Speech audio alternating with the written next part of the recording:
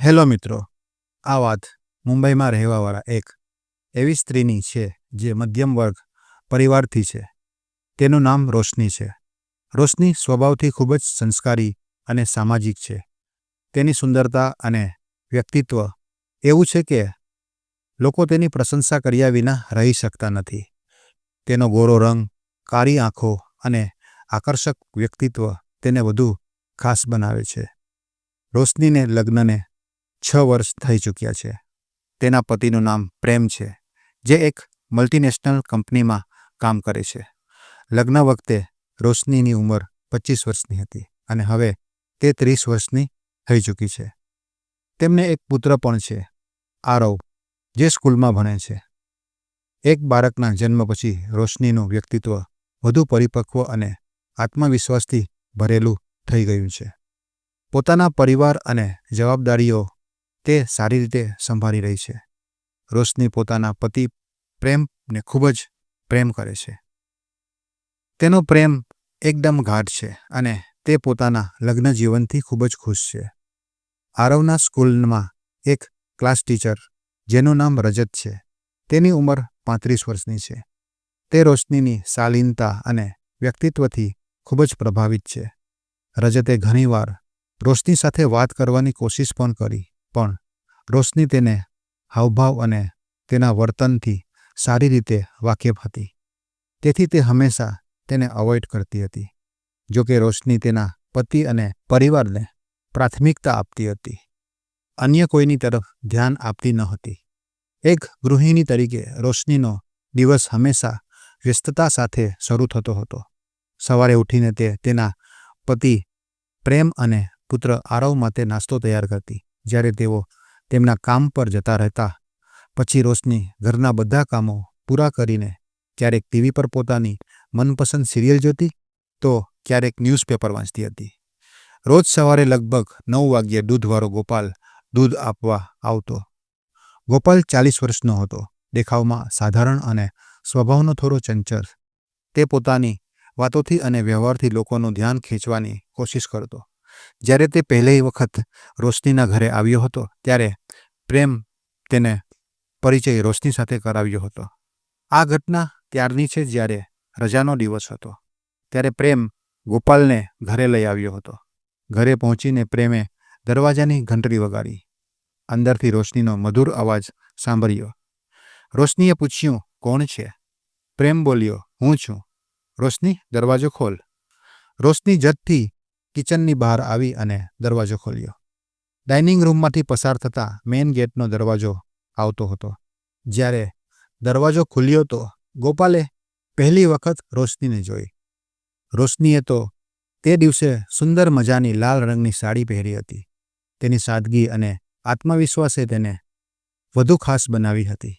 રોશનીએ વિચાર્યું કે પ્રેમ એકલો હશે, એટલે તેને જલ્દીમાં પોતાની સાડીનો પલ્લુ પણ ઠીક કર્યો હતો નહીં અને દરવાજો એમ જ ખોલી લીધો. જેવો દરવાજો ખુલ્યો તો પ્રેમની સાથે દૂધવાળો ગોપાલની પણ નજર રોશની પર પડી. ગોપાલ તો રોશનીનું સૌંદર્ય જોઈને એકદમ ભોચક્કો થઈ ગયો. તેની નજર તો રોશનીને ઉપરથી નીચે સુધી જોઈ રહી હતી. તેને જોઈને રોશનીએ તરત જ પોતાની સાડી ઠીક કરી અને પ્રેમ અને ગોપાલને અંદર આવવા કહ્યું. ગોપાલને તો રોશનીનું શાંત અને આત્મવિશ્વાસભર્યો વ્યક્તિત્વ પહેલીવાર જોવા મળ્યું હતું. ગોપાલ તો મનમાં જ રોશનીના સાદગીભર્યા રૂપના વખાણ કરવા માંડ્યો. રોશનીએ બંનેનું સ્વાગત કર્યું અને પ્રેમ સાથે તે વાતો કરવા લાગી. ગોપાલ રોશની જેવી સમજદાર અને ખૂબસૂરત સ્ત્રી બહુ જોઈ ન હતી. તેનું ધ્યાન વારંવાર રોશની ઉપર જઈ રહ્યું હતું, પરંતુ રોશનીએ હંમેશાની જેમ શાલીનતાથી તેને નજરઅંદાજ કર્યો. રોશની માટે તો આ એક સાધારણ દિવસ હતો, પરંતુ ગોપાલ માટે તો આ મુલાકાત ખાસ બની ગઈ હતી. બીજા દિવસે ગોપાલ રોજની જેમ સવારે ઠીક 9 વાગ્યે રોશનીના ઘરે દૂધ આપવા ગયો. ત્યારે દરવાજાની ઘંટડી વાગી, પરંતુ રોશનીએ દરવાજો ખોલવામાં થોડો ટાઈમ લગાડ્યો. ગોપાલ મનમાં ને મનમાં વિચારી રહ્યો હતો કે જ્યારે રોશની દરવાજો ખોલશે અને જ્યારે તે ખૂબસૂરત પરીના દર્શન થશે. જ્યારે રોશની દરવાજો ખોલ્યો તો તેને ગોપાલને જોઈને એક પ્યારભરી સ્માઇલ આપી. ગોપાલ પણ નમસ્તે કરતા મુસ્કરાઈને કહ્યું, મેમ સાબ, દૂધ લઈ લ્યો. રોશની તે વખતે હલકા ગુલાબી રંગનું ગાઉન પહેર્યું હતું. તેને મુસ્કરાઈને ગોપાલ પાસેથી દૂધ લીધું અને તેને કિચનમાં રાખવા માટે ફરી. રોશનીને જતા જોઈને ગોપાલની નજર તેના ઉપર ટકી ગઈ. તેને મનમાં ને મનમાં રોશનીની સાદગી અને તેનો આકર્ષક વ્યક્તિત્વની પ્રશંસા કરી કે તે એક સુંદર મજાનો નજારો હતો, જેને જોઈને ગોપાલના મનમાં હલચલ પેદા થઈ ગઈ. તે રોશનીને જતા જોતો રહ્યો અને મનમાં વિચારતો રહ્યો કે વાહ, કેવી મસ્ત દેખાય છે મેમ સાબ. આજે તો મારો આખો દિવસ સરસ બની ગયો. રોશની તો પોતાના કામમાં વ્યસ્ત હતી અને રોજની જેમ પોતાની જવાબદારીઓમાં મગ્ન હતી. ગોપાલ માટે આ દિવસ ખાસ હતો, કેમ કે રોશનીનો આત્મવિશ્વાસ અને સરળતાભરી ઉપસ્થિતિથી તે ખૂબ જ પ્રભાવિત થઈ ગયો હતો. આવી રીતે 7 દિવસ પસાર થઈ જાય છે. રોશનીનું રોજનું રૂટીન ચાલી રહ્યું હતું. સવારે નાસ્તો બનાવીને આરવ અને પ્રેમને વિદા કર્યા પછી તે પોતાના કામોમાં લાગી જાય છે.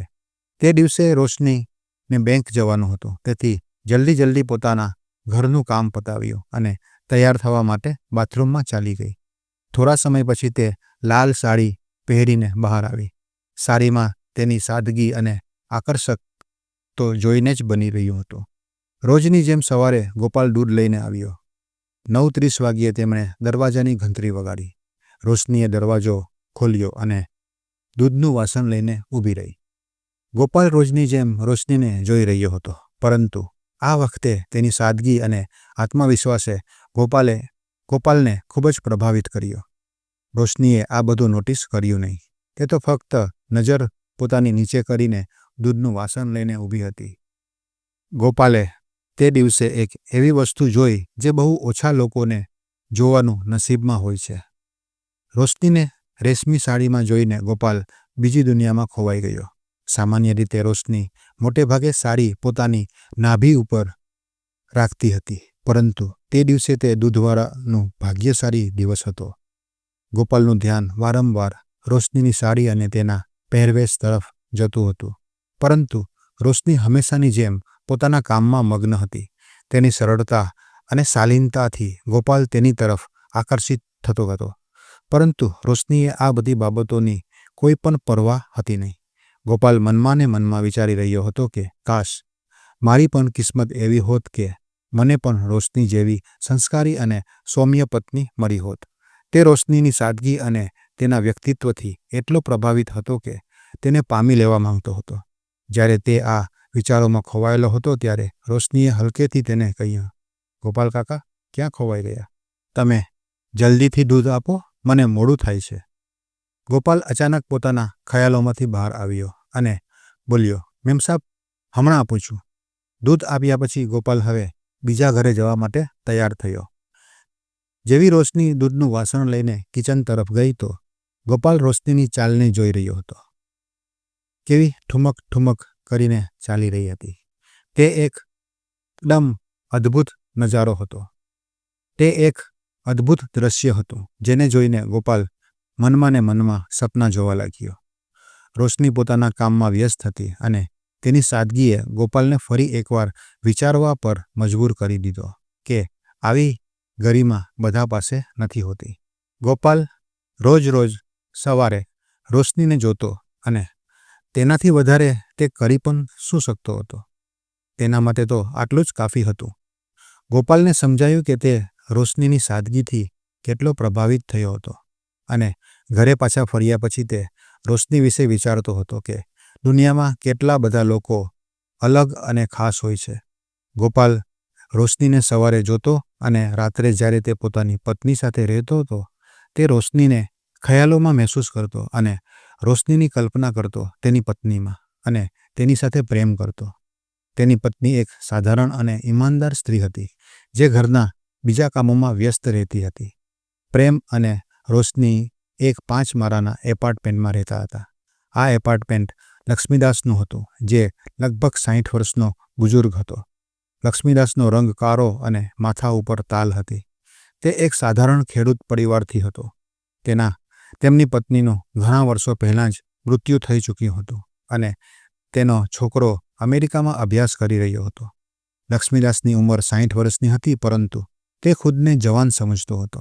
તેના સ્વભાવમાં થોડી કઠોરતા હતી અને તે એપાર્ટમેન્ટની બધી સ્ત્રીઓને એક અલગ જ નજરથી જોતો હતો. પરંતુ તે એપાર્ટમેન્ટનું મેન્ટેનન્સ પણ ખૂબ જ સારી રીતે કરતો હતો. એક દિવસ જ્યારે ખૂબ જ જોરદાર વરસાદ થઈ રહ્યો હતો, રોશની જ્યારે પોતાના દીકરા આરવને સ્કૂલેથી લઈને ઘરે પાછી આવી રહી હતી, ત્યારે એપાર્ટમેન્ટના મેઇન ગેટ ઉપર લક્ષ્મીદાસ અને વોચમેન ભરત સાથે ઊભા હતા. ભરત એક ઈમાનદાર અને સરળ સ્વભાવનો વ્યક્તિ હતો, જે એપાર્ટમેન્ટના કામકાજ ઉપર ધ્યાન રાખતો હતો. જેવી જ રોશની એપાર્ટમેન્ટના ગેટની અંદર આવી તો તેણે લક્ષ્મીદાસ અને ભરતને જોયા. ત્યારે તેણે હલકી મુસ્કાનથી તે બંનેનું અભિવાદન કર્યું અને પોતાના ફ્લેટની તરફ આગળ વધી. તે દિવસે પહેલીવાર લક્ષ્મીદાસે રોશનીને જોઈ.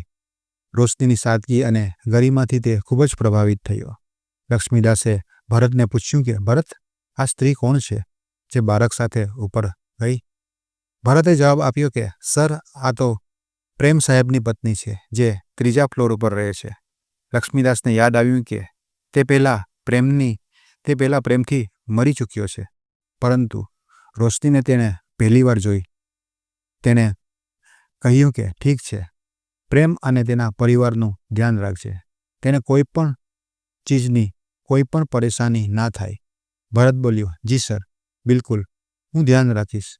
2 દિવસ પછી પ્રેમને ઓફિસના કામથી દિલ્હી માટે જવાનો હતો. વહેલી સવારે તે જલ્દી ઉઠીને તૈયારી કરવા લાગ્યો. તેણે રોશનીને કહ્યું કે, રોશની, જલ્દીથી નાસ્તો બનાવી દે. MD સરનો ફોન આવ્યો છે કે અમારી બસ 1 કલાકમાં નીકળવાની છે. મારી પાસે વધારે ટાઈમ નથી. રોશનીએ મુસ્કરાઈને જવાબ આપ્યો, બધું તૈયાર છે, નાસ્તો પણ અને તમારી બેગ પણ. પ્રેમ નાસ્તો કરીને જલ્દીથી ઘરેથી નીકળ્યો. તેના ગયા પછી ઘરમાં ફક્ત રોશની અને આરવ જ રહી ગયા. રોશનીને એકલાપણું મહેસૂસ થવા લાગ્યો. જો કે પ્રેમ માત્ર 2 દિવસ માટે જ ગયો હતો, પણ રોશનીને આ સમય ઘણો લાંબો લાગવા લાગ્યો. રોજિંદા જીવનમાં પ્રેમ સાથેની ક્ષણો રોશનીને ખુશ રાખતી હતી, પરંતુ પ્રેમના દૂર જવાથી તે થોડી ઉદાસ થઈ ગઈ હતી. રોશનીએ વિચાર્યું કે પ્રેમની સાથેનો સમય કેટલો ખાસ છે, પરંતુ જ્યારે તે તેની આસપાસ ન હોય ત્યારે મન થોડું ખાલી ખાલી લાગે છે અને પોતાની જાતને કામોમાં વ્યસ્ત રાખવાનો પ્રયાસ કર્યો. આરવનું ધ્યાન રાખતા તેણે દિવસભર સામાન્ય દિનચર્યા પસાર કરી, પરંતુ ક્યાંક ને ક્યાંક તેને પોતાના પતિ સાથે પસાર કરેલી ક્ષણોને યાદ કરી રહી હતી અને પ્રેમની ગેરહાજરીમાં તે ક્ષણોને ખૂબ જ મિસ કરી રહી હતી. જોકે રોશની પ્રેમ સાથે પોતાના જીવનમાં ખૂબ જ ખુશ હતી, પરંતુ ધીરે ધીરે તેને તે મહેસૂસ થવા લાગ્યું હતું કે તેમના સંબંધમાં જે જૂની હૂંફ હતી તે ક્યાંક ખોવાઈ ગઈ છે. લગ્નના શરૂઆતમાં જે ઉત્સાહ અને આનંદ હતો તે હવે ધીરે ધીરે ઓછો થઈ ગયો છે. પ્રેમ નોકરીના કારણે હંમેશા થાકેલો ઘરે આવતો હતો. કામની થકાવટ અને જવાબદારીઓના બોજને લીધે પ્રેમ રોશનીની સાથે પસાર કરેલા તે અંગત ક્ષણોમાં પહેલા જેવો ઉત્સાહ જતાવી શકતો ન હતો, જે પહેલાં તેમના સંબંધમાં ખાસ મહત્વ કરતો હતો. રોશની આ બધું સમજતી હતી અને ક્યારેય પણ તેના વિશે તે ફરિયાદ કરતી ન હતી, પરંતુ ક્યાંક ને ક્યાંક તેના મનમાં એક ખાલીપણું જરૂર મહેસૂસ કરતી હતી. રાતના સન્નાટામાં જ્યારે પ્રેમ ઘેરી નીંદરમાં હતો, ત્યારે રોશનીને ક્યારેક સવાલ થતા કે તે મારા મનની વાત સમજી શકશે? શું તે જાણશે કે હું તેની પાસેથી શું અપેક્ષા રાખું છું? મારા શરીરની પણ થોડી જરૂરતો છે, તે તેને સમજમાં આવશે? રોશની એક ખૂબ સરળ અને સમજદાર સ્ત્રી હતી. તેને પોતાની ઈચ્છાઓ અને ભાવનાઓને હંમેશા દબાવીને રાખી હતી, કેમ કે તે ઈચ્છતી હતી નહીં કે તેની આ બધી બાબતો પ્રેમ ઉપર પણ કોઈ પ્રકારનો દબાવ બનાવે. પરંતુ અંધારી રાતના જ્યારે તે એકલી જાગતી તો ક્યારેક તેને પણ લાગતું કે જીવનમાં તેને પણ કોઈનો પ્રેમ અને કોઈનું ધ્યાન, કોઈની હૂંફ જોઈએ છે, જે તેની ભાવનાઓને સમજી શકે. રોશનીએ વિચાર્યું કે કદાચ મારે ખુદને વધારે વ્યસ્ત રાખવું જોઈએ. આ બધું સમય સાથે ઠીક થઈ જશે. પ્રેમ આમ પણ મને ખૂબ જ પ્રેમ કરે છે. બીજા દિવસે સવારે રોશની એ ઘરની સફાઈનું કામ શરૂ કર્યું, કેમ કે ઘરમાં બીજું કોઈ તેને મદદ કરવાવાળું હતું નહીં. એટલે તે ખુદ બધું કામ કરતી હતી અને ખૂબ જ વ્યવસ્થિત રીતે બધું કામ કરતી હતી. રોશનીએ આજે એક કાળા રંગની સાડી પહેરી હતી અને એક સ્લીવલેસ બ્લાઉઝમાં તે સફાઈનું કામ કરી રહી હતી. તેની સાડીમાં લુક ખૂબ જ સુરુચિપૂર્ણ હતું અને તેની સાદગી અને તેની મહેનતને જોઈને તે ખૂબ જ આકર્ષક લાગી રહી હતી. ઘરની બહાર ડસ્ટબિન રાખ્યું હતું તો તેને આખી સફાઈ કરી કચરાને એક ટ્રેમાં લીધો અને ગેટને ખોલીને બહાર જઈને તે કચરાને ડસ્ટબિનમાં નાખી દીધો. પછી અચાનક આરવનો અવાજ સાંભળીને રોશની બીજા રૂમમાં દોડી ગઈ. દરવાજો ખોલવા સમયે તે ભૂલી ગઈ કે તેને મેઇન ગેટ ખુલ્લો છોડી દીધો છે, પરંતુ તે સમયે તેને ફક્ત આરવની ચિંતા હતી. તે આરવ પાસે પહોંચી અને જોયું કે તે ખૂબ જ ડરના મારીએ બૂમો પાડી રહ્યો હતો. રોશનીને જોઈને આરવ બોલ્યો કે તેને કોકરોચથી જોઈને ડર લાગી રહ્યો છે. રોશની હસી પડી અને આરવને શાંત કર્યો અને બોલી, કાંઈ નથી થયું દીકરા, આ તો બસ એક નાનકડો કોકરોચ હતો. તને તેનાથી ડરવાની કોઈ જરૂરત નથી. જો હું તારી સાથે છું ને, અને તું કંઈ પણ બીજા વિચારો કર નહીં, તે કંઈ કરી શકશે નહીં. અને હવે તું આરામથી તારી રમત રમ. ડાઇનિંગ રૂમનો મેઇન ગેટ ખુલ્લો હતો, જેની રોશની બંધ કરવાનું ભૂલી ગઈ હતી. તે ડાઇનિંગ રૂમની બાજુના રૂમમાં એક નાનકડો રૂમમાં ટૂલ ઉપર ચડીને પંખાની સફાઈ કરી રહી હતી. ઠીક તે સમયે લક્ષ્મીદાસ ત્યાંથી પસાર થઈ રહ્યો હતો. તેને જોયું કે મેઇન ગેટ ખુલ્લો છે. લક્ષ્મીદાસે વિચાર્યું કે દરવાજો ખુલ્લો કેમ છે. લક્ષ્મીદાસે ધીમેથી દરવાજાને ખખડાવ્યો, પણ કોઈ જવાબ મળ્યો નહીં. તો તે અંદર પ્રવેશ કરી ગયા અને ઘરમાં આમ તેમ જોવા લાગ્યા. બસ ત્યારે તેની નજર અચાનક તે રૂમમાં પડી જ્યાં રોશની પંખો સાફ કરી રહી હતી. રોશનીનું ધ્યાન સફાઈ કરવામાં જ હતું અને તેને એ વાતની પણ ખબર હતી નહીં કે દરવાજો ખુલ્લો રહી ગયો છે. તે તો પોતાના કામમાં વ્યસ્ત હતી અને લક્ષ્મીદાસે જોયું કે તે એક નાના સ્ટૂલ ઉપર ઊભી છે. લક્ષ્મીદાસે તે દૃશ્ય જોયું તો તેની પોતાની આંખો ઉપર વિશ્વાસ થઈ રહ્યો ન હતો. તેને જોયું કે રોશની પંખો સાફ કરી રહી હતી અને તેની સાડીનો પલ્લુ થોડો નીચે લટકવાના કારણે તેની કમર અને પેટનો ભાગ સ્પષ્ટ દેખાઈ રહ્યો હતો. આ દ્રશ્ય લક્ષ્મીદાસ માટે કાફી ચોંકાવવાવાળું હતું. લક્ષ્મીદાસે જે નજારો જોયો તે તેની ઉમ્મીદથી આગળ હતો. તેને વિશ્વાસ આવી જ રહ્યો ન હતો કે આ ક્ષણને તો સાક્ષી છે. રોશની તો તેના કામમાં વ્યસ્ત હતી. તેની સાડી હળવેથી નીચે ખસી જતી અને લક્ષ્મીદાસની નજર તેની કમર ઉપર જતી. લક્ષ્મીદાસના મનમાં તો કેટલાય વિચારો પેદા થવા લાગ્યા અને મનમાં ને મનમાં વિચારવા લાગ્યો કે વાહ, પ્રેમની પત્ની તો ખરેખર ખૂબ જ ખૂબસૂરત છે. આ દ્રશ્ય કેટલું આકર્ષક હતું. તે ખુદને શાંત કરવાની કોશિશ કરવા લાગ્યો, પરંતુ તે આ ક્ષણથી પૂરી રીતે ચકિત થઈ ગયો હતો. લક્ષ્મીદાસ દરવાજા પાસે ઊભો રહીને ચૂપચાપ રોશનીને જોઈ રહ્યો હતો. તેની ખૂબસૂરતી અને સાદગીને તેણે એક ક્ષણ માટે મંત્રમુગ્ધ કરી લીધો હતો. તેની નજર રોશનીને કામમાં તલ્લીન થવા પર ટકી ગઈ. પોતાનામાં મનમાં લક્ષ્મીદાસે વિચાર્યું કે રોશની ખરેખર ખૂબ જ ખાસ છે. તેના વ્યક્તિત્વમાં એક અનોખી વાત છે જે તેને બધાથી અલગ બનાવે છે. તેના મનમાં એ પણ વિચાર આવ્યો કે તે રોશનીની નજીક કઈ રીતે જઈ શકશે. તેણે ખુદને સંયમમાં રાખ્યો અને પછી વિચારવા લાગ્યો કે રોશનીને કંઈ પણ રીતે હાસિલ કરી શકીશ. અને લક્ષ્મીદાસ ત્યાંથી કોઈ પણ વાત કર્યા વગર ચાલ્યો ગયો. થોડીવાર પછી જ્યારે પંખો રોશનીએ સાફ કરી લીધો અને રૂમની બહાર આવી તો તેને જોયું કે મેઇન ગેટ તો ખુલ્લો છે. રોશની મનમાં ને મનમાં બોલી કે હે ભગવાન, દરવાજો આટલા લાંબા સમય સુધી ખુલ્લો રહ્યો અને મને ખબર જ ન પડી. સારું થયું કે કોઈ અજાણી વ્યક્તિ અંદર આવી નહીં. તે પોતાની ભૂલો પર હસતી હસતી ઘરના કામમાં પાછી લાગી ગઈ. તેને એ વાતની ખબર ન રહી કે તેને આ બેદરકારીથી લક્ષ્મીદાસને વિચારવા માટે વધુ એક બહાનું મળી ગયું છે. લક્ષ્મીદાસ પોતાના મનમાં કેટલાક પ્લાન બનાવી રહ્યો હતો, પરંતુ તેને ખુદને સમજાવ્યો કે મારે ખરા રસ્તો પકડીને તે બધું કરવું પડશે. દરેક પગલું સમજી વિચારીને ઉપાડવું પડશે. મિત્રો, વાર્તા આગળ ચાલુ રહેશે. મિત્રો, તમને જો વાર્તા પસંદ આવી હોય તો વાર્તાને એક લાઈક કરજો અને એક સરસ મજાની કોમેન્ટ કરજો. મિત્રો, વિડીયો બનાવવામાં ખૂબ જ મહેનત થાય છે, તો પ્લીઝ તમને વિનંતી છે, કોમેન્ટ જરૂર કરજો.